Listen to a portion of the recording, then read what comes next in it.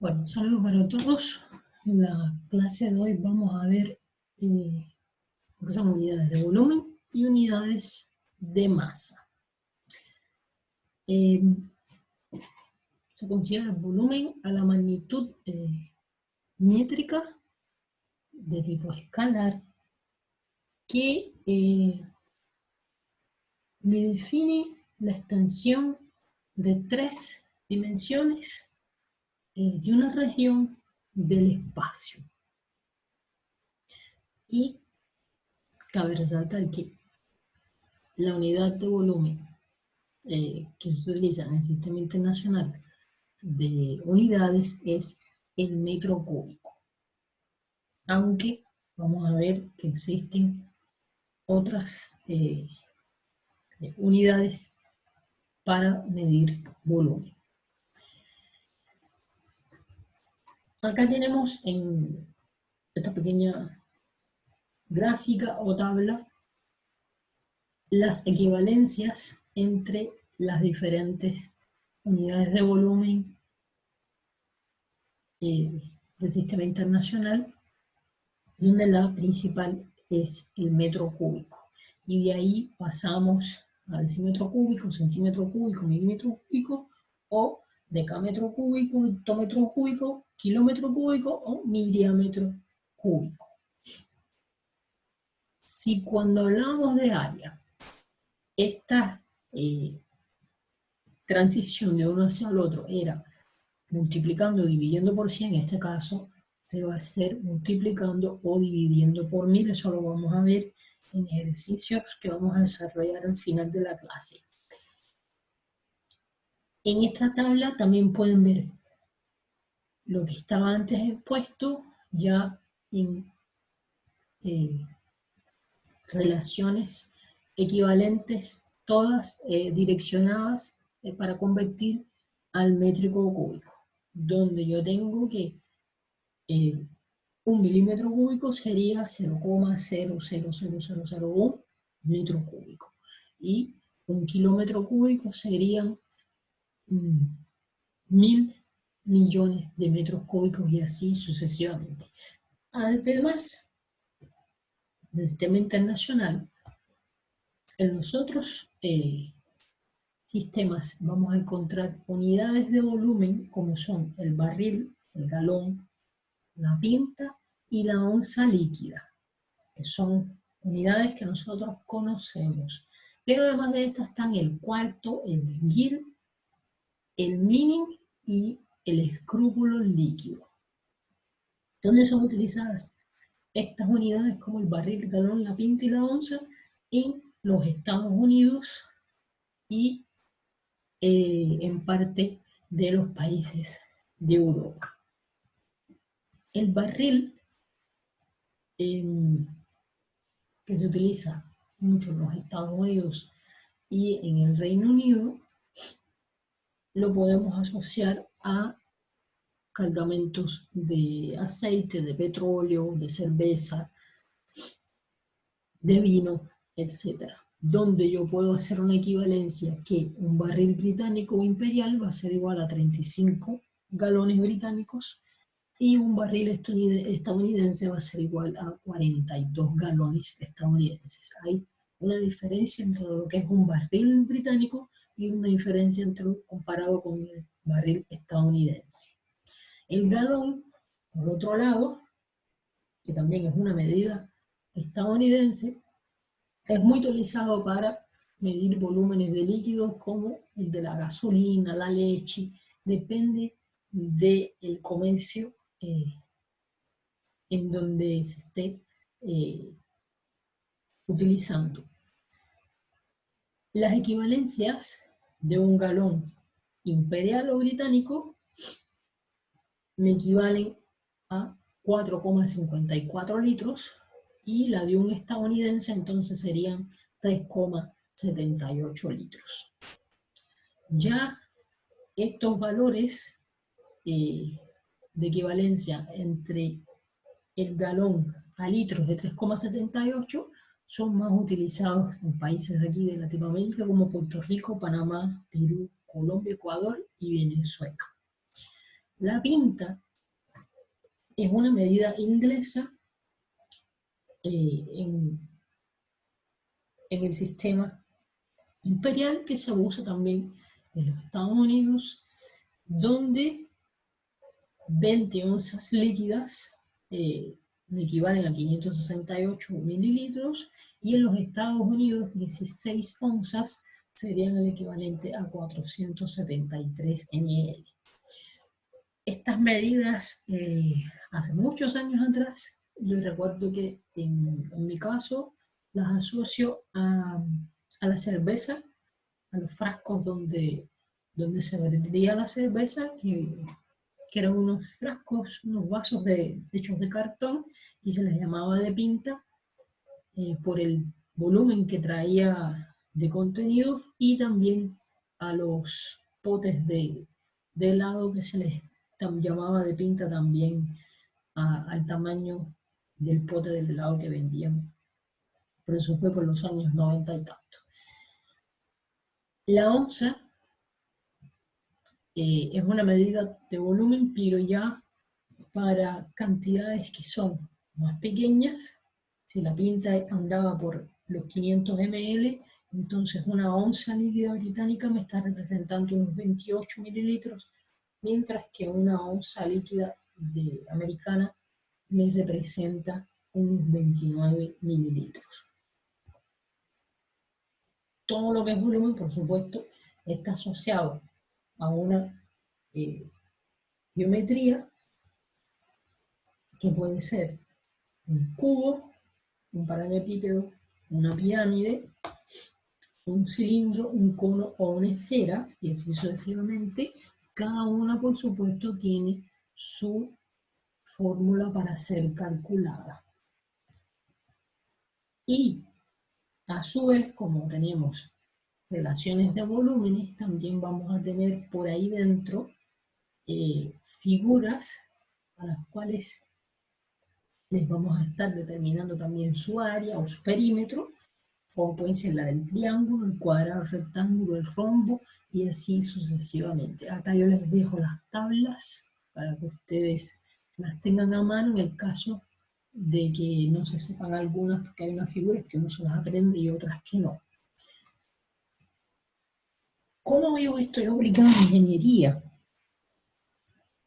Bueno, en la parte de diseño lo podemos ver si estamos diseñando, por ejemplo, un motor de combustión interna como el que se ve en la imagen. Yo voy a necesitar saber la potencia del motor para determinar entonces, dependiendo de la potencia que yo desee que tenga este motor, entonces va a ser el tamaño del cilindro por donde va a correr el pistón. El pistón es el que le da, aporta a través de su movimiento de subida y bajada, le aporta un movimiento giratorio cigüeñal, y de aquí ese movimiento giratorio cigüeñal pasa hacia la rueda, y por eso es que funciona, que anda el auto. Pero todo me va a depender de la carrera se le llama a ese desplazamiento que hace ese pistón dentro de esos cilindros que son las camisas por donde va a estar bajando y subiendo el pistón. ¿Y quién me va a decir el volumen de aire que va a entrar y que se va a mantener ahí dentro cuando se cierren la válvula de entrada y la de escape, y que por compresión y cuando se inyecte el combustible me va a producir una explosión, y va a hacer con que ese pistón se mueva hacia abajo y se genere todo ese trabajo que convierte esa energía mecánica en energía para generar el movimiento del auto. Entonces, ese volumen que yo tengo de aire dentro de ese cilindro es el que me va a determinar con la suma de los otros cuál va a ser la potencia de ese auto. Y así, en muchos otros ejemplos de la ingeniería, como por ejemplo determinar la cantidad de material de la que va a estar compuesta un engranaje. Yo el engranaje, como es un disco que tiene X cantidad de números de dientes, yo puedo asociar esa, esa, esa geometría a la de un cilindro de pequeña altura y puedo determinar a partir de ahí el volumen y la cantidad de material que voy a estar usando. Y así son innumerables los ejemplos que se pueden dar de utilización de volumen en la ingeniería. Ya en las unidades de masa van a estar diciendo la cantidad de materia que poseen los cuerpos. Y posteriormente ustedes van a ver cómo se puede encontrar esta cantidad de materia distribuida dentro de los cuerpos, pero eso va a ser en otras asignaturas, no en esta. ¿Ya? Entonces, acá en la tabla tenemos las diferentes unidades de masa que más conocemos, con las que más trabajamos, que son, parten del kilogramo, tenemos el miligramo después, el gramo y la tonelada métrica. Pero debemos conocer que también existe el centigramo, el decigramo, el decagramo, el hectogramo y el quintal métrico.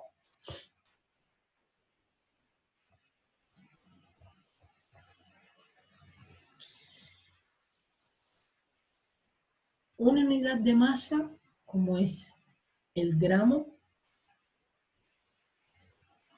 la utilizamos en ingeniería ya para medir cosas que son más pequeñas, pero que no dejan de ser interesantes si estamos hablando de materiales que son compuestos por diferentes partículas y nos interesa saber el comportamiento de esas partículas dentro de ese material. No piensen que la ingeniería se basa solo en el análisis de las cosas a una magnitud de macro. Existen magnitudes de micro, como vimos en la primera clase de sistemas de unidades, e incluso existen magnitudes que son muchísimo más pequeñas, a las cuales llevamos solo a través de mecanismos que ya son de exploración un poco más profunda, como son los microscopios de electrónico de barrido o los de transmisión. ¿Qué es lo que me va a decir la cantidad, la masa, que es la cantidad de materia que hay dentro de un material? Me va a decir tal vez si ese material tiene una buena dureza, si es dúctil, o si ese material es flexible, o si ese material es muy rígido. Y eso va a estar también dependiendo del estado en que se encuentre esa materia. Porque la masa puede estar no solamente contemplada dentro de un sólido, sino que también yo la puedo estar analizando a partir de un líquido o a partir de un gas.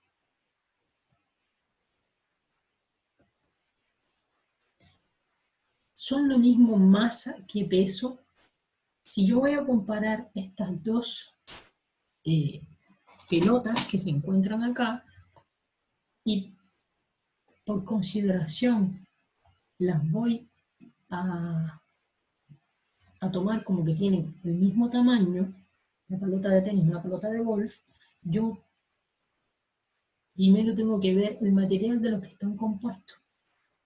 Y por conocimiento, yo sé que la pelota de golf por dentro es un poco más llena de material, mientras que la pelota de golf por fuera es, por dentro es más vacía, es hueca.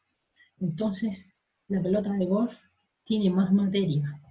Por tanto, si tiene más cantidad de materia dentro de su cuerpo, va a tener más masa.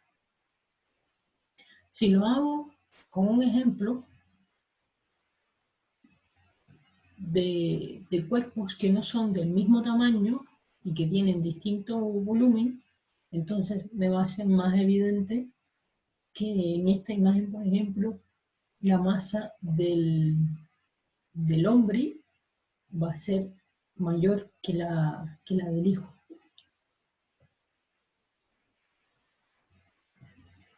Pero al final, entonces, yo llego a la conclusión de que no son lo mismo porque la masa es la cantidad de materia que existe dentro de un cuerpo y que yo la puedo medir a través de una balanza, mientras que el peso está asociado a la masa de ese cuerpo o de un cuerpo que es atraída por la fuerza de gravedad.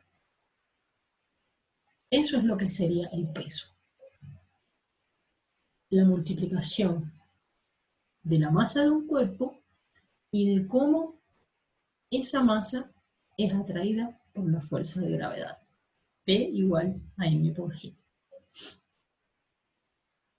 Acá en la tabla tenemos ya esto descrito con puntos donde yo tengo que la masa es una cantidad de materia de un cuerpo, es una magnitud escalar, porque lo que me está representando es un valor en números, se mide a través de una balanza, tiene un valor constante, no depende de dónde se encuentre, si está a nivel del mar o a una altura determinada. Las unidades son del gramo al kilogramo y que puede sufrir una aceleración si yo aplico una fuerza sobre ella. Ahora, el peso es la fuerza que ocasiona la caída de los cuerpos, ya que tiene la atracción de la aceleración de la gravedad. Es una magnitud vectorial porque tiene una dirección y un sentido. No es un número.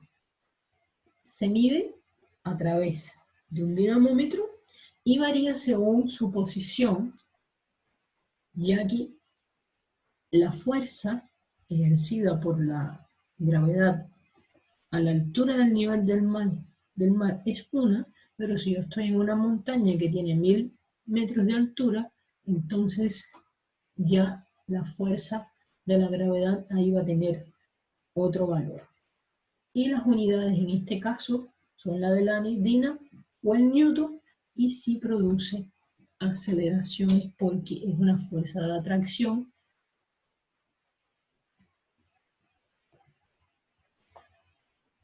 Ejemplos de unidades de masa, además del kilogramo, la arroba, que viene de España, pero que también es utilizada en otros países y se utiliza mucho en lo que son la parte agrícola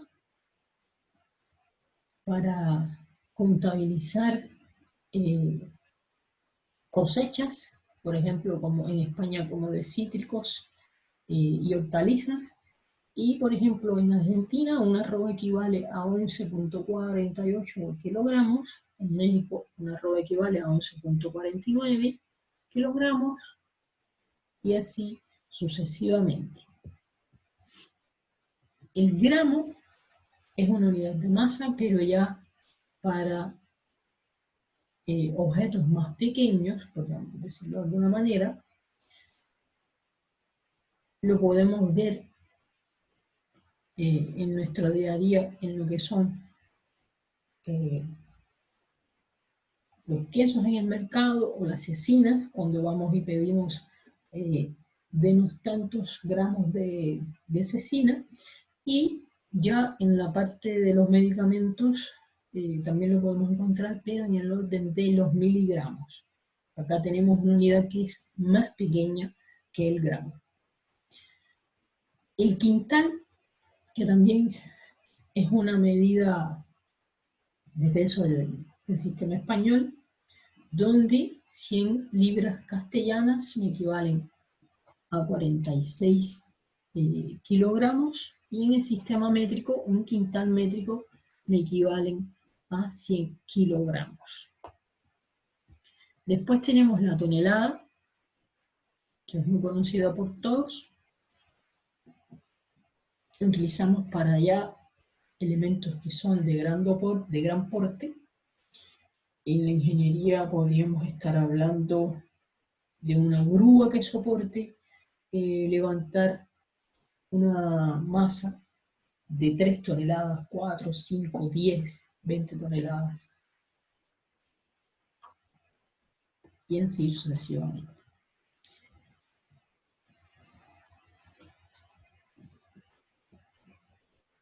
Ahora vamos a ver un poco de las leyes de Newton, donde entran a participar la masa de los cuerpos, y partimos analizando la segunda ley de Newton, o principio fundamental, que me establece que las aceleraciones que experimenta un cuerpo son proporcionales a las fuerzas que éste recibe.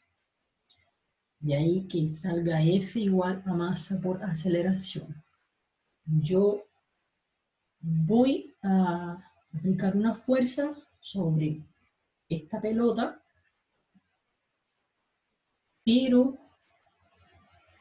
me va a estar dependiendo no solo de la fuerza, sino de la superficie donde yo voy a estar haciendo rodar esta pelota. Si yo tengo una superficie que es hierba, la pelota va a sufrir una fuerza de fricción que me va a estar desacelerando el movimiento de la misma, en tanto en el caso B, que es sobre el hielo, la fuerza de fricción va a ser muchísimo menor, por tanto va a tener un desplazamiento mucho más largo. Entonces la intensidad de la interacción entre los cuerpos y el suelo determina cuál se va a detener primero, aunque la fuerza haya sido la misma y estemos utilizando un elemento que tiene la misma masa.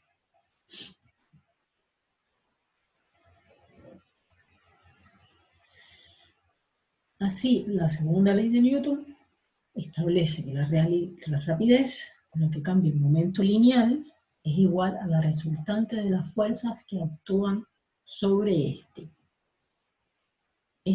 Delta P, que representa la variación del momento lineal producido en un intervalo de tiempo, yo lo puedo asociar a una posición inicial y una posición final. Y esto, a su vez, va asociado a lo que es la masa por la velocidad.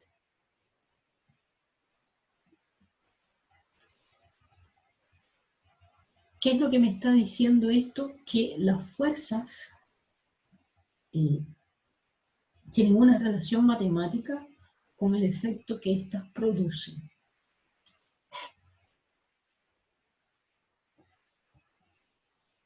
Y en este caso, por ejemplo, si yo tengo una fuerza que está siendo aplicada sobre una masa que no ha sufrido una alteración, ¿de dónde es que sale la ecuación de F igual a m por A? Sale de que yo tengo esta variación de movimiento en el tiempo, que es una derivada de P y de T, que a su vez es igual, P es igual a la masa por la velocidad. Entonces, cuando yo derivo esta parte que tiene masa por velocidad con respecto al tiempo, primero yo saco una de las variables, en este caso m, como constante hacia afuera, y derivo la otra. Entonces me queda masa por dv dt, la derivada de la velocidad en el tiempo, más saco entonces la componente de la velocidad como constante y derivo la otra parte, que sería la derivada de la masa con respecto al tiempo. Pero como en este caso yo ya establezco que la masa no está variando, la parcela de la derivada de la masa en el tiempo se hace nula. Y entonces yo me quedo solamente con m derivada de la velocidad con respecto al tiempo. ¿Y quién es la derivada de la velocidad? En el tiempo, la aceleración. Y entonces de ahí es que nace que la sumatoria de las fuerzas va a ser igual a la masa por la aceleración.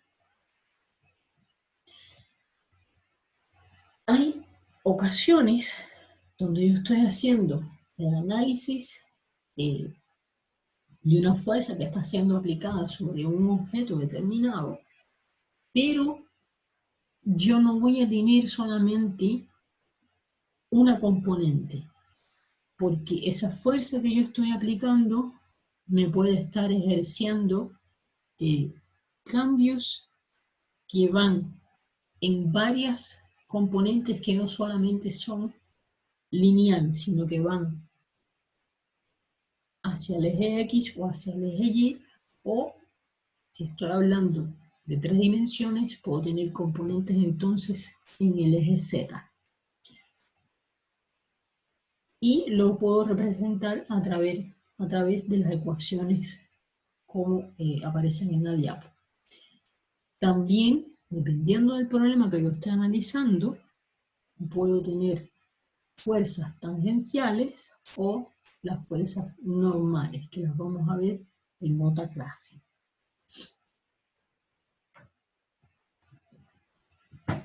Si estamos estudiando una fuerza y queremos saber su valor, o necesitamos descomponerla en los ejes cartesianos, se puede representar como aparece en la figura, donde voy a tener una componente en X y una componente en Y esta va a estar asociada a un ángulo, al ángulo que se encuentra entre ambas. ¿Quiénes son I y J? En este caso, son las componentes que me indican en el eje en que yo estoy trabajando, o de otra forma dicho, son los vectores unitarios, donde I corresponde al eje X y J me corresponde al eje Y. Y en el caso de que estemos trabajando con una componente en el eje Z, sería FZ, entonces ahí utilizaríamos el vector unitario de K. Ese sería el del eje Z. Si yo quiero determinar, en este caso, el valor de f como vector, porque cuando estoy trabajando con ejes cartesianos, lo que estoy haciendo es convirtiendo estas fuerzas en vectores, entonces el valor del módulo del vector, que no es otra cosa que la magnitud, el tamaño de esa fuerza, va a ser igual a la raíz cuadrada de la fuerza en el eje X al cuadrado más la componente de esa fuerza en el eje Y al cuadrado. Y así yo obtengo lo que sería el módulo de la fuerza de F. Si quiero establecer una asociación entre las fuerzas en el eje Y y en el eje X, puedo utilizar la tangente del ángulo, y para determinar los valores de las diferentes componentes, entonces voy a aplicar la regla de los catetos y de los senos y de los cosenos. Donde, por ejemplo, para el primer caso de la figura de abajo de la izquierda, como yo determino las diferentes componentes en X y en Y. Primero, voy a escoger una de las dos. Yo sé que el seno de un ángulo es igual al cateto opuesto sobre la hipotenusa. ¿quién es la hipotenusa en este caso? F. ¿Y quién es el cateto opuesto en este caso? F en Y. Entonces, yo voy a tener que el seno de ese ángulo va a ser igual a F en Y sobre el valor de F, que es la hipotenusa. Si yo despejo para determinar el valor de F en Y, si me olvido colocar la Y allí, me va a quedar entonces F por seno del ángulo, como me está apareciendo acá en la diapositiva en el extremo de abajo de la figura. Y para el caso de F en X, entonces hago lo mismo, pero con el coseno. El coseno de un ángulo es igual al cateto adyacente sobre la hipotenusa.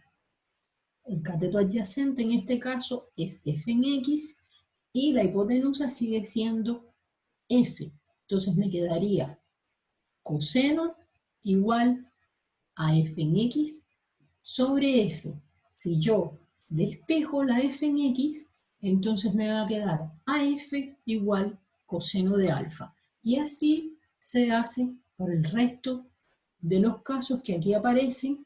Lo que tengo que tener en cuenta es que va a haber casos donde yo voy a tener signo negativo, porque voy a estar trabajando con coordenadas que van para el lado negativo de las abscisas, como son el caso de la f en x igual a menos f coseno de beta, o en este gráfico que está en verde, tengo los dos en negativo porque están en las x en negativo y en las y en negativo, y en el caso del último ya cuadrante, que está en color amarillo, voy a tener entonces una componente en Y, F en Y, que tiene la F con valores negativos porque los valores de Y están en la parte negativa de las abscisas.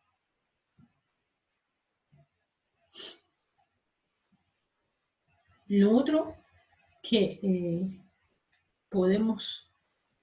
debemos analizar a partir de las consideraciones de Newton, es que si yo aplico la misma fuerza a cuerpos con distinta masa, se consiguen aceleraciones distintas.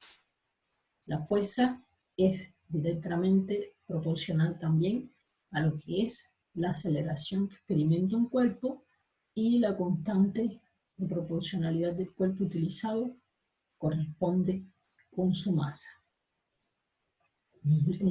No va a ser lo mismo si yo le aplico la fuerza a un cuerpo que tiene una masa muy grande, tiene mucha más materia dentro, a si yo le aplico una fuerza a un cuerpo que tiene una masa más pequeña, una bola bien pequeñita. Esa aceleración que van a experimentar esos dos cuerpos va a ser totalmente diferente. Vamos a ver un ejemplo.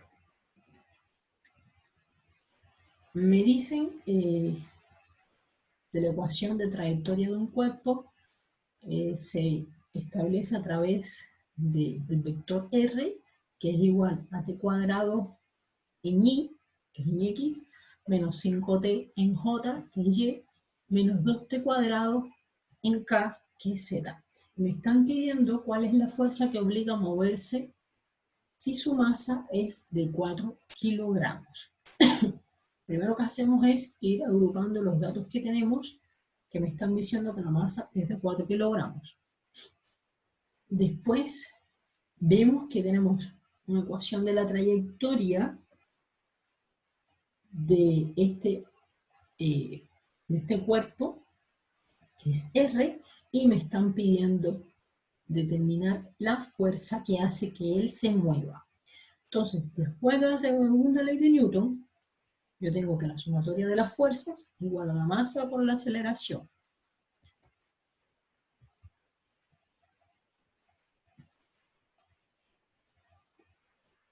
Tenemos que recordarnos que la aceleración es igual a la derivada de la velocidad con respecto al tiempo, y que a su vez la derivada de la velocidad es igual a la derivada de la trayectoria con respecto al tiempo. O sea, este movimiento con respecto al tiempo. Yo sé que ustedes están dando derivadas ahora, entonces yo voy a ir poco a poco haciendo este ejemplo. Y lo que hay acá es una derivada muy simple, donde yo primero voy a derivar una vez y a ese resultado yo lo voy a volver a derivar, y eso es lo que sería la segunda derivada, que ya van a estar representándome la aceleración.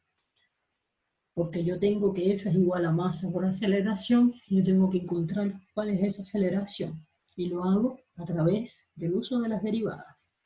Entonces, derivando contra el tiempo, yo tengo t cuadrado.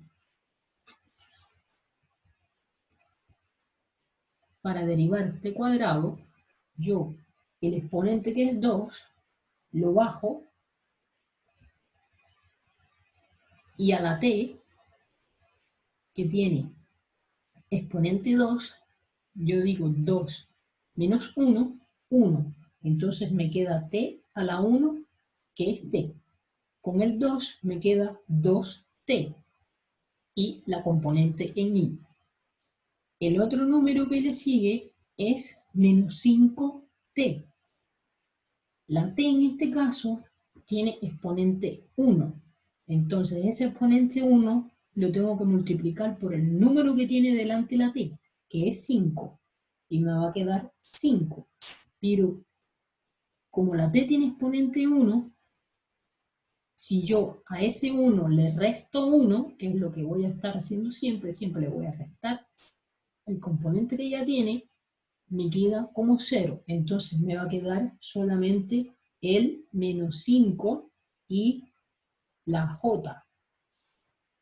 Después viene la componente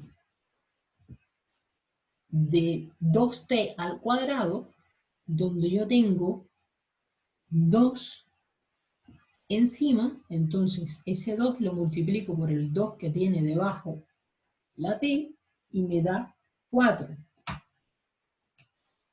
Escribo mi t y a ese 2 que tengo de exponente le voy a restar 1. Y 2 menos 1 es 1, que no se pone, pero entonces me queda 4, que acá está mal porque debe ser positivo. Y esto me va a quedar junto con la componente en K. Y ahora, con este resultado, que lo que me está dando es la velocidad, vuelvo a derivarlo para obtener lo que es ya la aceleración. Entonces, retomo de nuevo.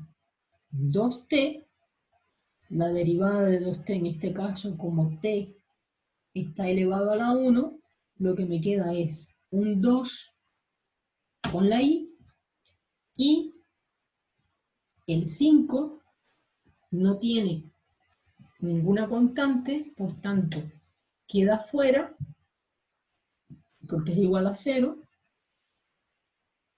y trabajo entonces con el menos 4t,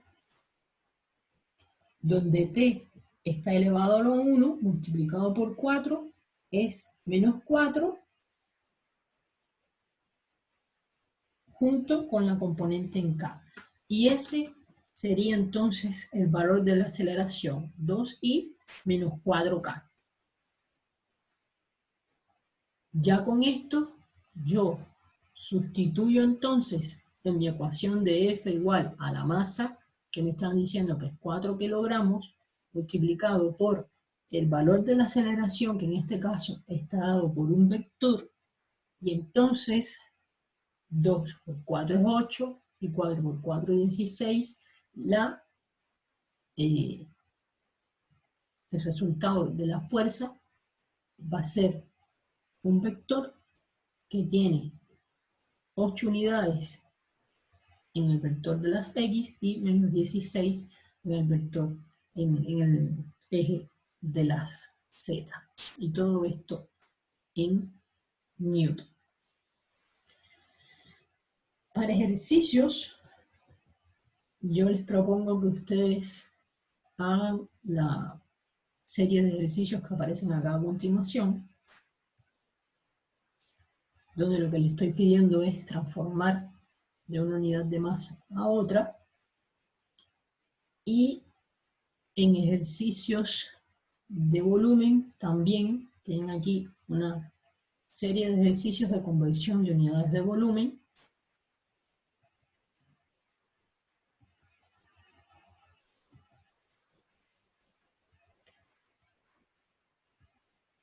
Y estos ejercicios, que ya son de cálculo de volumen, pero aplicados ya a lo que podrían ser casos reales,